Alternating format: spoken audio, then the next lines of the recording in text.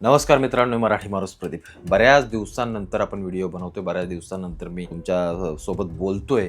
पण इतक्या दिवसांच्या सगळ्या कालावधीमध्ये माझं राजकारणावरती संबंधित सगळ्या घडामोडींवरती लक्ष होतं. ते बांगलादेशमध्ये काय आलं, मला अनेकांनी मेसेज पाठवला, आता बोलत नाही, काय नाही, सगळं लक्ष होतं. पण येऊया आपण थोडंसं आपल्या महाराष्ट्रातल्या निवडणुकांच्या सगळ्या गोष्टींवरती आणि खास करून मुंबई इथल्या आपल्या मराठी माणूस आणि या सगळ्या मुद्द्यांवरती.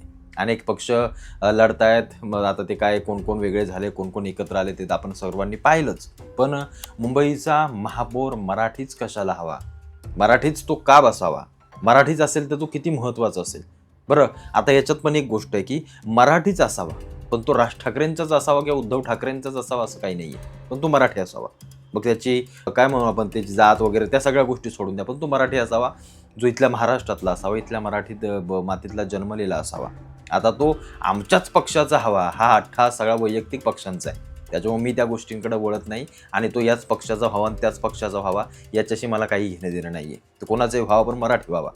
पण तो मराठीच का व्हावा आणि मराठी व्हावा याच्यासाठी आपल्याला झगडावं लागतं, याच्यासाठी आपल्याला संघर्ष करावा लागतो. याच्यासारखी दुर्दैवी बाब कोणती नाही आहे.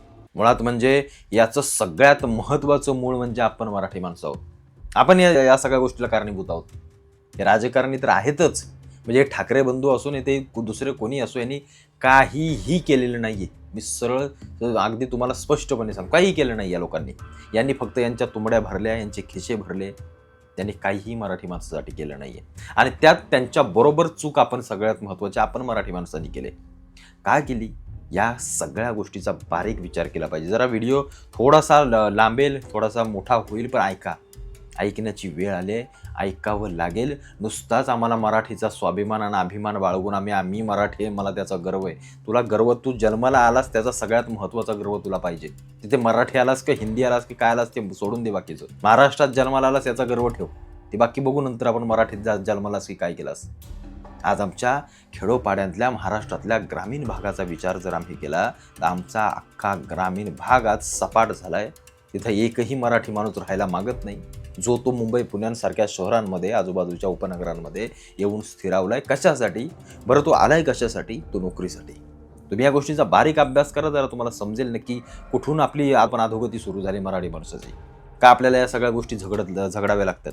कारण या सगळ्या गोष्टी एकमेकांच्या गोष्टींवरती अवलंबून आहेत. मुंबईमध्ये झगडावं लागतं त्याचं कारण बाहेरच्यांचे लोंढे वाढले.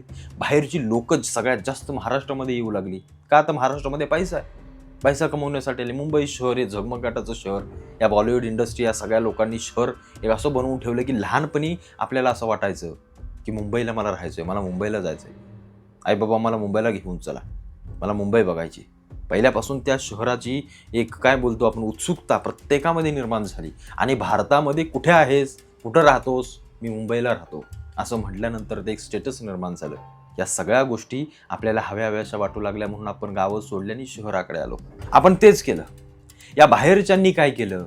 त्यांच्या तिकडचा कमवलेला पैसा बापदाद्यांचा सगळा घेऊन ते महाराष्ट्रामध्ये आले, खेडोपाड्यांमध्ये पोहोचले. म्हणून आज आपल्याला प्रत्येक गोष्टीत आपल्या गावाखेड्यांमध्ये हे बाहेरचे भय्ये परप्रांतीय दिसतात, जे आपापल्या जो काही त्यांचा उद्योग आहे तो घेऊन आपल्या गावामध्ये आलेत आणि आपणही त्यांना आपलंसं केलंय. आपल्या एखाद्या मराठी पोराला सांगितलं नाही, काय रे बाबा तुला काय गावातलं काय काम येतं का? एखादा उद्योगधंदा टाकशील का? एखादी गुरंपाळ, काहीतरी शेती कर, काहीतरी तुमचं कुक्कुटपालन कर, कुठंतरी दुधाचा व्यवसाय कर, कुठंतरी तुझा कन्स्ट्रक्शनचा व्यवसाय कर, एखादं दुकान टाक.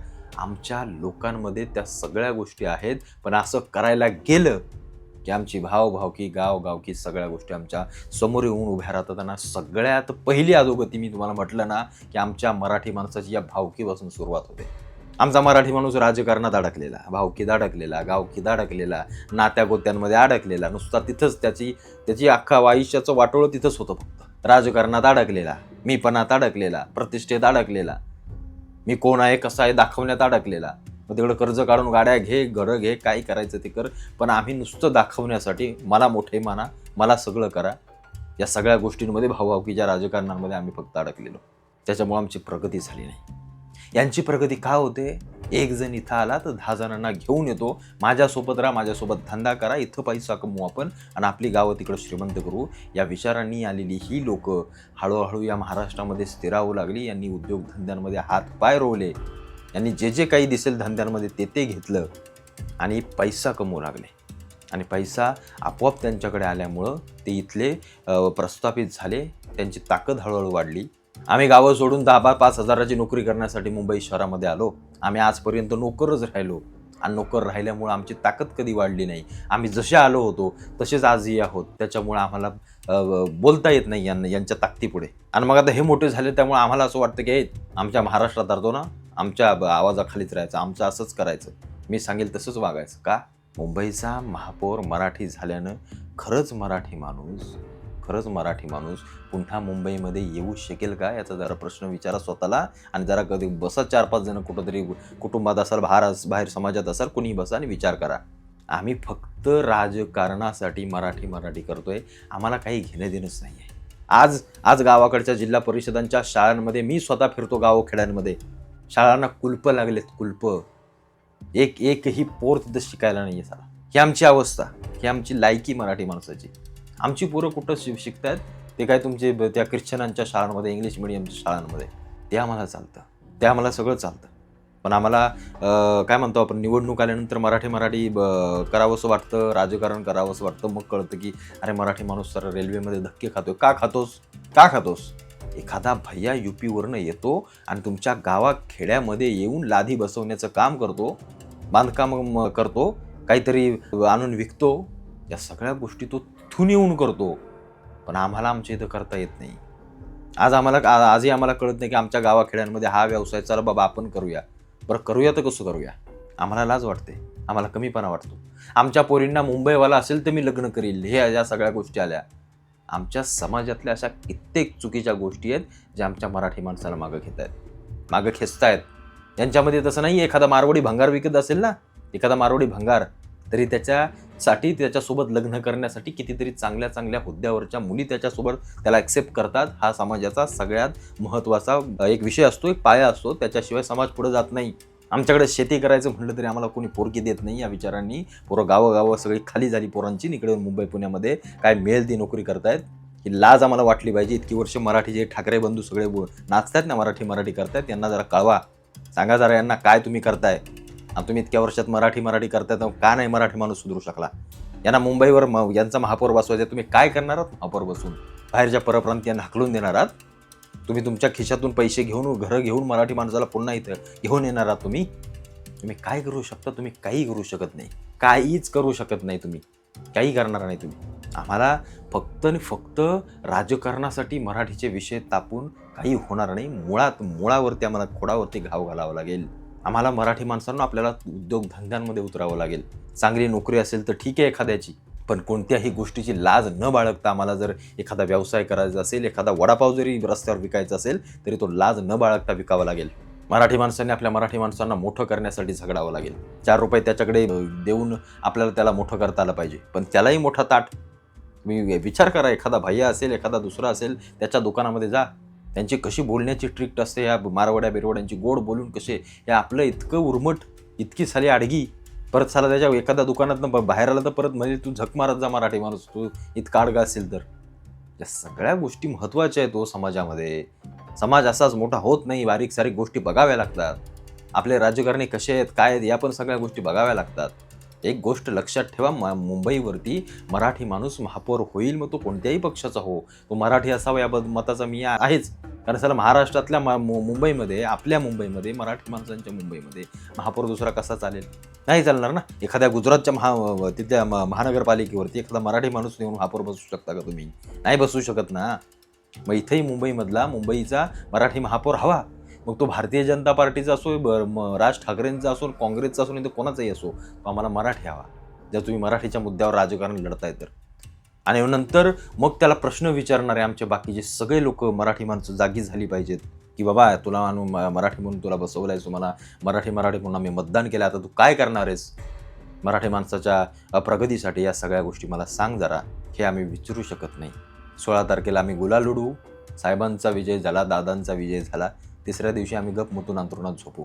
म्हणून म्हटलं ना, मराठी माणूस मोठा तेव्हाच होईल जेव्हा या सगळ्या गोष्टींवरती आम्ही एकजूट म्हणून विचार करू, तेव्हा आम्ही मोठे होऊ. आम्ही अजून जातीत आहोत. आम्ही धनगर, मराठा, साळी, माळी, कोळी आपले चाललेत मोर्चे. दरवर्षी आपले चाललेत मोर्चाच आमचा चालू आहे. तुला किती आरक्षण 16 का, मला 15.5 आहे, मग अर्धा टक्क्यासाठी मी पण उतरतो रस्त्यावर. तो म्हणणार मला 12 आहे, तो म्हणतो मला आहेच नाही काय. आम्ही या सगळ्या गोष्टींमध्ये गुंतून पडलोय, म्हणून आमची प्रगती होत नाही.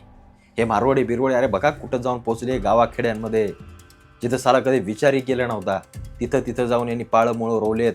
यांची कम्युनिटी बघा किती स्ट्रॉंग असते. एखाद्या तालुक्यात बाबा एखादा मारवाडी असेल, एखादा पहिला गेलेला, तो सांगतो ये मागून या तालुक्यात मी हे दुकान टाकले, पण ह्या गोष्टीची उणीव भासते, तू येऊन तो धंदा कर, तो चालेल. ही सगळ्यात महत्त्वाची कम्युनिटी, ही सगळ्यात महत्त्वाची काय म्हणतो आपण एकमेकांविषयीची जाण असावी लागते, तेव्हा समाज मोठा होतो. आपल्या दुकानाच्या बाजूला एखाद्या मराठी माणसानं दुसरं कुठलं दुकान लागलो त्याला लाथा मारून बाहेर काढतात, माझ्या बाजूला लावायचं नाही. ही आमची असली प्रवृत्ती. आम्ही महापौरांच्या गोष्टी करतोय. महापौर बसेल, कोण बसेल, तो बसेल, करोडो कमवून ठेवल, तो त्याच्या पिढ्या बसून खातील, तो पैसा लाटणार आहे. ते कमवायला आले, ते राजकारण म्हणजे कमवण्याचे धंदे आहेत. मी जरी उद्या राजकारणात गेलो ना तरी माझंही काम हेच आहे. त्याच्यामुळे विचार करा, तुम्हाला मतदान करायचं आहे, मतदानाच्या गोष्टी बाजूला ठेवा. मराठी म्हणून जेव्हा तुम्हाला विचार करायचा असेल तेव्हा तुम्हाला बारीक सारीक गोष्टींचा फार महत्त्वाचा विचार करावा लागेल. एवढ्या मुंबईसारखी एवढी मोठी शहरं होत गेली, पसरतायत. मराठी माणूस हळूहळू सरकत बाहेर चाललाय. का चालला? विचार आमचा पहिला सुरुवात आमच्या कुटुंबापासून होते. आमच्या कुटुंबामध्ये आम्ही कसे राहतो, आमच्या भावकीत आम्ही कसे राहतो, आमच्या गावकीत आमची गावकी कशी, भावकी कशी, आमचं कुटुंब कसं आहे. विचार करा जरा तुम्ही. साधं या गावाविवाकडचं राजकारण इतकं फालतूक साला भंगार माणसं ही सगळी, ही आपल्या मराठी माणसं ही आपली या गावाखेड्यांकडची, इतकं घाणेरडं राजकारण, इतकं गलिच्छ राजकारण चालतं, तुम्ही त्या विचारही करणार नाही. त्याच्यामुळे हे आजकालचे तरुण तिकडं जायला मागत नाहीत. त्या सगळ्या गोष्टींचे परिणाम एकमेकांवरती अवलंबून आहेत, एकमेकांवरती अवलंबून राहतात. तेव्हा समाज घडतो, तेव्हा तो उभा राहतो, तेव्हा त्याची उन्नती होते. हे बाकीचे सगळे उद्योग अरे करोडो रुपये घेऊन बसलेत. मलबार हिल आणि मुंबई सारख्या दक्षिण भागामध्ये करोडोंची मोठी घरं घेऊन बसलेत ही लोक. ही तुम्हाला काय सहज जाणारी वाटली का? आणि हे राजकारणी या पैशावाल्यांसोबत बसतात, उठतात, करोडो रुपये कमवतात हे एकत्र बसून. तुम्हाला वाटत असेल असं समजू नका. कोणाचे नाही तुमचे मग त्यांना काही नाही बाबा मराठी माणसाचं. एवढं जायला मराठी माणसाचं असतं तर कशाला मग कुठं गेला असता मराठी माणूस. मग अंबानी अदानीच्या जागा आपण घेतल्या असत्या, पण आज आपण नोकर आहोत त्यांच्याकडे. याचा सारासार विचार करा जरा, सारासार विचार. या राजकारण्यांच्या नादाला लागू नका. हा मराठी माणूस जिथं महापौर बसावा, निश्चित बसावा, पण त्याला विचारण्याची ताकदही ठेवा. त्या पक्षाच्या नेत्याला देखील विचारण्याची ताकद ठेवा. या मराठीचे झेंडे लावणाऱ्यांना विचारण्याची पण ताकद ठेवा की काय करणार आहेस तू पुढच्या 5 वर्षात, सांग आम्हाला अहवाल काढ. तो BMCच्या रस्ता बिस्ता बाजूला सोड, तू मराठीवर इलेक्शन लढलास ना, मग मराठी माणसासाठी काय करणार आहेस ते एका पानावर लिहून काढून 5 वर्षात करून द्यायचं द्या आम्हाला. तुझी हिंमत असेल तर बस, नाही तर बाहेर काढून तुडवा अशा लोकांना. तर या सगळ्या गोष्टी करा. कारण आम्हाला राजकारण फक्त तेवढ्या माहोलपुरतं दिसतं, इलेक्शनच्या नंतर गेलं सगळं खड्ड्यात गेलं. एका दुसऱ्या छोट्या मोठ्या समाजातल्या गोष्टी वाजवायच्या, मराठी आणि या भैयांची याची त्याची भांडणं दाखवायची, मग तिथं नेते जाणार, ते सगळं सोडवणार, आम्ही असे लढतो, आम्ही तसं करतो, एवढं आम्ही फक्त करणार. पण बाकी महत्त्वाच्या खोडावरती, महत्त्वाच्या जखमेवरती मला असं वाटतंय मलम लावण्याचं काम कोणीही करत नाही. म्हणून आमचा आज मराठी माणूस मागे.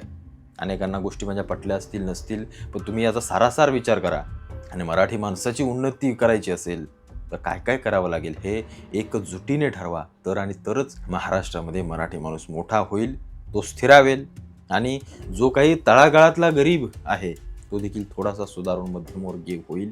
याकडे लक्ष आपण सर्वांनी एकजुटीने दिलं तरच काय ते होईल, नाहीतर अत्यंत अवघड आहे. आणि हे सहज आत्ता लगेच होईल असं मी सांगू शकत नाही, आणि ते सहसा लवकर होणार नाही. ही सगळ्यात महत्त्वाची गोष्ट आहे.